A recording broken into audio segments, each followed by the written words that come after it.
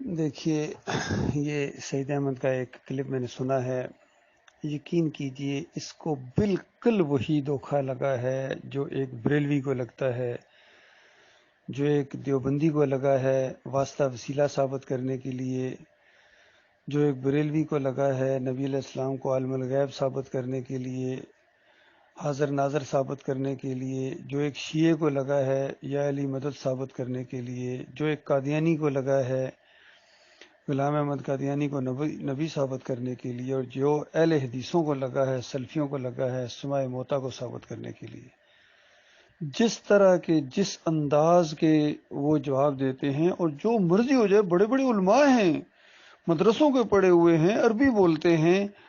اور اپنے شرک کو قرآن سے ثابت کرنے کی کوشش کرتے ہیں. اور صوفیہ کا تو کہنا ہی کیا، عبد القادر جیلانی، محی الدین چشتی، علی اجویری، شاہ ولی اللہ کا پورا خاندان، مجدد الفسانی، قرآن سے ثابت کرتے رہے ہیں وحدت الوجود اور وحدت الشہود اور حلول. اور کتنی مماثلت ہے سعید احمد کے اس طریقہ واردات میں اور اشرف علی تھانوی کے طریقہ واردات میں. بلکہ ایک جگہ تو بالکل جہاں وہ اپنے استاد کو کہہ رہے ہیں کہ دیکھیے استاد، یہ کرینے کے لحاظ سے بھی یہ جو ہے نا،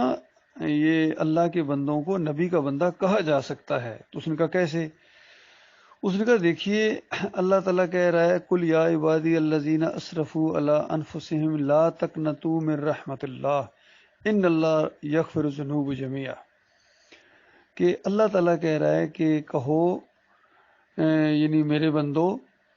اب یہ میرے بندو اگر اللہ کی طرف سے ہوتا تو آخر میں پھر یہ ہونا چاہیے تھا، چونکہ اللہ کی طرف سے ہے تو اس طرح ہونا چاہیے تھا جملہ کہ میری رحمت سے مایوس نہ ہو، رحمتی ہونا چاہیے تھا، وہاں رحمت اللہ ہے. تو اس سے مراد یہ ہے کہ گویا نبی علیہ السلام کہہ رہے ہیں انسانوں کو کہ تم اللہ کی رحمت سے مایوس نہ ہو، اور لہٰذا یا عبادی کی جو ضمیر ہے وہ نبی علیہ السلام ہی کی طرف جاتی ہے کہ نبی، اے نبی، ان میرے بندوں کو اپنی طرف سے کہو کہ میرے بندو اللہ کی رحمت سے مایوس نہ ہونا. تو جب یہ بات کہی تو اشرف علی تھانوی کے پیر اٹھ کے جھومنا شروع ہو گئے اور کہا ارے واہ، اب تو چار چاند لگ گئے، اب تو چار چاند لگ گئے، اب تو سٹمپ لگ گئی کہ واقعی ہم سارے نبی علیہ السلام کے بندے ہیں. تو بالکل یہی انداز ہے سعید احمد کا. کہتے ہیں جو لطیف الماشاء کہا ہے اللہ تعالیٰ نے، یہ تو اس نے تو چار چاند لگا دیے یوسف علیہ السلام کو سجدے کے، وہ جعل ربی حقا کہہ کے کہ اللہ تعالیٰ نے گویا اپنی طرف سے کہہ دیا. او ظالمو، او تمہیں ذرا بھی ہوش نہیں ہے. پورے منصوبے کو دیکھو، پورے منصوبے کو دیکھو. اللہ تعالیٰ نے کنعان سے ایک بچے کو کس طرح وہاں مصر میں پہنچایا، اور اللہ تعالیٰ نے جو بھی انداز اختیار کیے ہیں انبیاء کے معاملے میں، چاہے ابراہیم علیہ السلام کا معاملہ ہو، کہاں فلسطین سے کہاں اللہ تعالیٰ ان کو لے کے گیا، وہاں مکہ کی اس سرزمین میں کہاں جا کوئی بھی نہ تھا، اپنی بیوی کو، چھوٹے سے بچے کو وہاں جا کے چھوڑا. یہ اللہ کا ایک منصوبہ تھا، وہاں سے توحید کی دعوت اٹھانی تھی. اسی طرح دیکھیے موسیٰ علیہ السلام کو کہاں سے اللہ تعالیٰ نے کس انداز سے نکالا اور کہاں جا کے پھر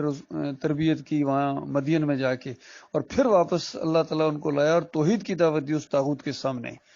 اسی طریقے سے آخری نبی محمد صلی اللہ علیہ وآلہ وسلم کی اللہ تعالیٰ نے کس انداز سے اس امت کے اندر بعثت فرمائی اور کس طرح شرک اور کفر کا زور توڑا. تو یہ اللہ کا منصوبہ ہوتا ہے جو غیر محسوس طریقوں سے پایا تکمیل تک پہنچتا ہے. یہ اللہ کا منصوبہ ہوتا ہے جو غیر محسوس طریقوں سے پایا تکمیل تک پہنچتا ہے. تو اس انداز سے قرآن کا ایک پورا مضمون ہے، نص ہے قرآن کی. اور پھر کفر پہ طاغوت کرو. پھر تمام انبیاء کی یہ دعوت ہے کہ اللہ کے علاوہ کسی کی بندگی نہیں ہے. اور پھر اللہ تعالیٰ فرماتا ہے کسی بشر کا یہ کام نہیں ہے کہ میں اس کو نبوت عطا فرماؤں، حکمت و دانائی عطا فرماؤں اور اس کے اوپر کتاب نازل کروں، اور پھر وہ لوگوں کو کہے کہ اللہ کے بجائے میرے بندے بن جاؤ، یعنی مجھے سجدے کرو، مجھے رکوع کرو. کبھی کہہ سکتا ہے تمہارا دماغ نہیں کام کر رہا. ان ساری آیات کو اگر چھوڑ دو تو پھر ٹھیک ہے، تمہارا معاملہ ہے. ان آیات کو تم چھوڑ دیتے ہو. اور پھر سورہ یوسف کی 6 نمبر آیت کی طرف تو اشارہ بھی نہیں کیا اس نے، سعید احمد نے، نہ محمد حنیف صاحب کرتے ہیں. ادھر ان کا دھیان جاتا ہی کوئی نہیں ہے، چونکہ وہ ادھر دھیان چلا جائے تو پھر ان کا سارا منصوبہ فیل ہو جاتا ہے. کیونکہ ایک نبی کی حیثیت سے ان کے سامنے یوسف علیہ السلام نے خواب بیان کیا ہے. تمہارا دھیان ادھر کیوں نہیں جاتا ہے؟ تم تو یہ سمجھ رہے ہو جیسے سورج چاند ستارے اصلی سجدہ کر رہے ہیں، وہ سجدہ ہوا ہے، یہ تم سمجھ رہے ہو، حالانکہ خواب دیکھا ہے۔ یہ بالکل اسی طرح کی بات ہے جب یہ بریلوی اور دوسرے اہل حدیث اور دیوبندی بھی یہ کہتے ہیں کہ نبی علیہ السلام خواب میں آئے، تو ہم کہتے ہیں خواب میں کوئی نہیں آیا کرتا، خواب دیکھنے والا دیکھتا ہے، اس کے خیالات ہوتے ہیں، اس کے اپنے خیالات ہوتے ہیں، اور پھر خواب کی آگے تعبیر ہوتی ہے۔ وہ نبی علیہ السلام نہیں آتے ہیں۔ اسی طرح سورج چاند ستارے کو سجدہ کرنے کو نہیں آ گئے تھے یوسف علیہ السلام کو، یہ یوسف علیہ السلام نے خواب دیکھا تھا، اور خواب جب دیکھا اپنے باپ کو بتایا، اور باپ نے ایک نبی کی حیثیت سے وحی کی روشنی میں، اپنے فہم و فراست سے نہیں، وحی کی روشنی میں، چونکہ اس میں ایک ایسی بات ہے جو بغیر وحی کے وہ بیان ہی نہیں کی جا سکتی، پیغمبرانہ فراست سے وہ نہیں چیز بیان کی جا سکتی کہ میرے بچے تجھے اللہ منتخب کرے گا، تو یعنی تجھے نبی بنائے گا، یہ اپنی فہم و فراست سے معاملہ نہیں ہوتا ہے، یہ خالص اللہ کی وحی کے مطابق ایک جو اللہ تعالیٰ اشارہ کرتا ہے یا اللہ تعالیٰ بتاتا ہے، یہ معاملہ ہوا۔ بشارت تھی اس کے اندر دونوں نبیوں کے لیے۔ یوسف علیہ السلام نے پوری زندگی اسی بشارت کو اپنے ذہن میں رکھتے ہوئے اپنی زندگی بسر کی، اور پھر جب ساری چیزیں، حالات، واقعات عجیب و غریب، یہاں زمین پر حالات، واقعات بالکل حرکت کرنا شروع ہو جاتے ہیں جب اللہ کا منصوبہ پایا تکمیل تک پہنچتا ہے۔ اللہ جب کسی چیز کا فیصلہ کر لے تو پھر نیچے حرکت ہونا گویا شروع ہو جاتی ہے، سارا ماحول اسی طرح ڈلنا شروع ہو جاتا ہے، اور ظاہری بات ہے انسان پھر حیران رہ جاتا ہے کہ اس طرح کا بھی ایک ماحول بن سکتا ہے۔ دیکھیے نبی علیہ السلام نے جس طرح دعوت اٹھائی مکہ سے، کیسا وہاں ماحول تھا، کوئی سوچ سکتا تھا جب یعنی کس طریقے سے سختیاں کی جا رہی تھیں، طائف گئے ہیں، وہاں جا کے پتھروں کی بارش گویا ہوئی ہے، اور کتنا لو لہان ہو کے واپس آ گئے ہیں، کوئی سوچ سکتا تھا کہ یہ تحریک آگے غلبہ پکڑے گی؟ پھر اللہ کی رحمت جوش میں آئی، اور حالات واقعات ایسے ہوئے کہ مدینے کی طرف سے ایسی تائید ہوئی، اور وہاں کے لوگوں نے اسلام قبول کیا، اور وہاں جا کے انہوں نے دعوت دی کہ ادھر آؤ، ہم آپ کی حفاظت کریں گے۔ تو کس طریقے سے ماحول بدلی ہوا، کوئی سوچ سکتا تھا؟ حالات واقعات کے ذریعے سے ایسے جو معاملات ڈلنا شروع ہو جاتے ہیں، اور یہ جب مومن دیکھتے ہیں تو حیران رہ جاتے ہیں، واہ میرے مالک تیری کیا شان ہے، تو یہ کام کر سکتا، کوئی اور نہیں کر سکتا تھا۔ یہ سارے معاملات اللہ تعالیٰ نے کروائے ہیں، حتیٰ کہ وہ جو جیل میں جو آدمی آئے تھے ان کو خواب بھی آیا، اور پھر اس کی تعبیر اللہ تعالیٰ نے بتائی، پھر بادشاہ کو خواب کس نے دکھایا، اندازہ لگائیے، پھر اس کی تعبیر کس طریقے سے، اور خواب والا انداز بھی بڑا عجیب و غریب ہے کہ دبلی گائیں ہیں موٹی گائیں کو کھائے جا رہی ہیں، وہ مصر میں گائیں ہیں کوئی نہیں تھیں، نہ کھایا تھا کسی نے،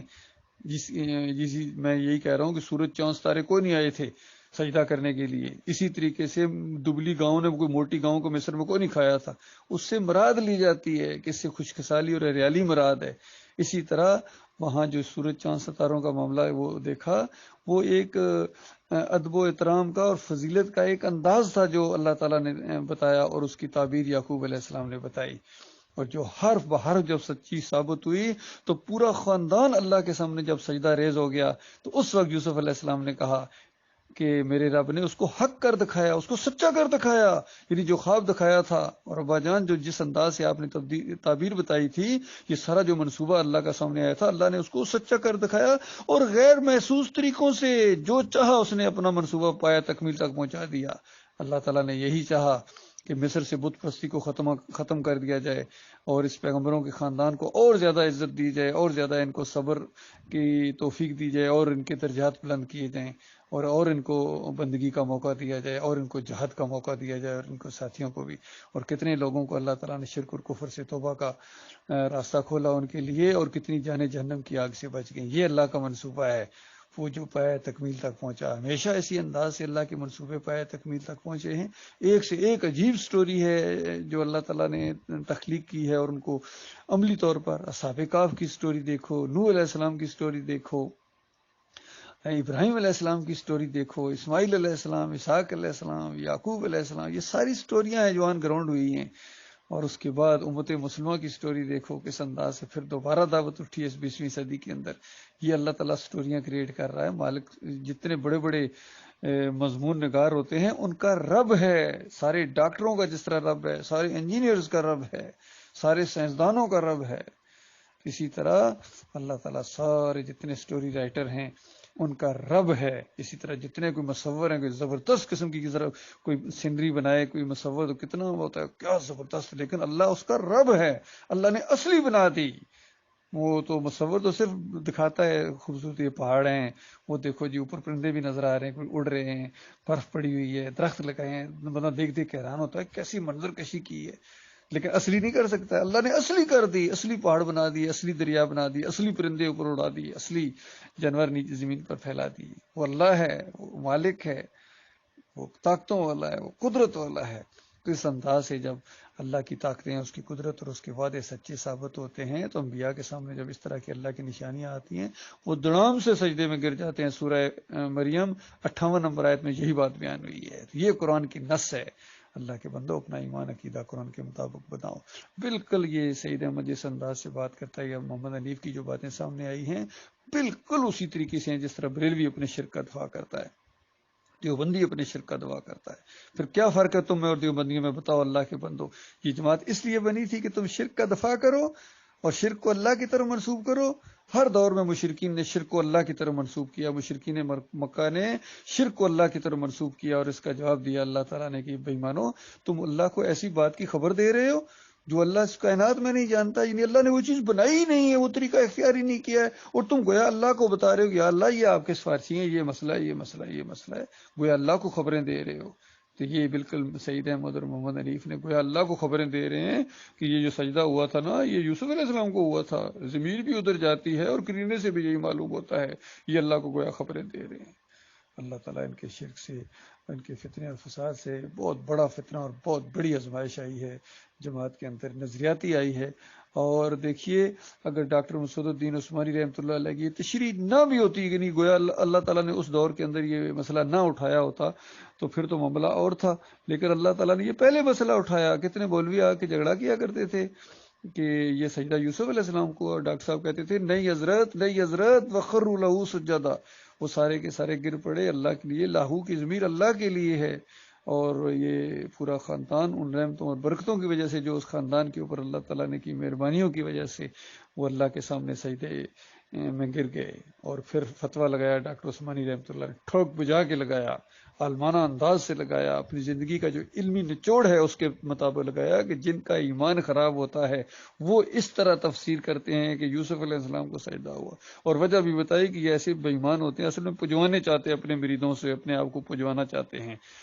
اور اس وجہ سے یہ راستہ کھولتے ہیں کہ جو اللہ کے نیک بندے ہیں ان کے سامنے جھکنا، ان کے گھٹنوں کو ہاتھ لگانا، پاؤں کو چومنا اور تاکہ سجدہ تک بھی کر دینا، یہ کوئی ایسی بات نہیں ہے۔ دیکھو یوسف علیہ السلام کو ہوا تھا، اس انداز سے یہ تشریح کرتے ہیں، مشرکانہ تشریح، یہ حال ہے ان کا۔ بہرحال اپنی اپنی قسمت کی بات ہے، اپنے اپنے نصیب کی بات ہے بھائی۔ یہ اس امتحان میں، آزمائش میں فیل ہوئے ہیں، بڑی شدید آزمائش کی ہے، کیونکہ نظریاتی دعوت اٹھی تھی، نظریاتی آزمائش ہوئی ہے۔ جس طرح امت مسلمہ کی اس قبر پرستی کے حوالے سے یہ جو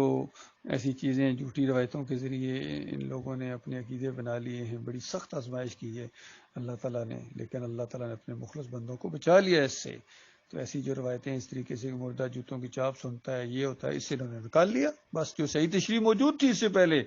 ابو حنیفہ رحمۃ اللہ علیہ نے کی، ابن منیر نے تشریح کی ان روایتوں کی، ان کو چھوڑ دیا، اور ان کو تھوڑا سا بس ڈوبتے کو تنکے کا سہارا جس طرح مل جاتا ہے، ذرا سے ایسے وہ آزمائش کے طور پر اللہ تعالیٰ نے چیزیں رکھی ہوتی، جس طرح صوفیوں نے نکال لیا اس حدیث سے کہ دیکھو اللہ تعالیٰ کہہ رہا ہے کہ میں اپنے بندے کے ہاتھ بن جاتا ہوں، پاؤں بن جاتا ہوں، کان بن جاتا ہوں، آنکھیں بن جاتا ہوں، تو اللہ تعالیٰ خود ہی تو کہہ رہا ہے، خود اللہ کہہ رہا ہے، بالکل جس طرح سید کہہ رہا ہے نا کہ خود اللہ کہہ رہا ہے جعل ربی حق کا، اس کا غلط مطلب لے رہا ہے، جس طرح وہاں صوفیوں نے غلط مطلب لیا کہ دیکھو خود اللہ کہہ رہا ہے۔ بھائی اس سے مراد وہ نہیں ہے جو تم سمجھے ہو صوفی صاحب، اس سے مراد یہ ہے کہ انسان کے ہاتھ، پاؤں، کان، ناک، یہ ساری چیزیں اللہ کی نافرمانی میں پھر استعمال نہیں ہوتی، اس سے مراد لی جائے گی، اس کا معنی اور مفہوم لیا جائے گا۔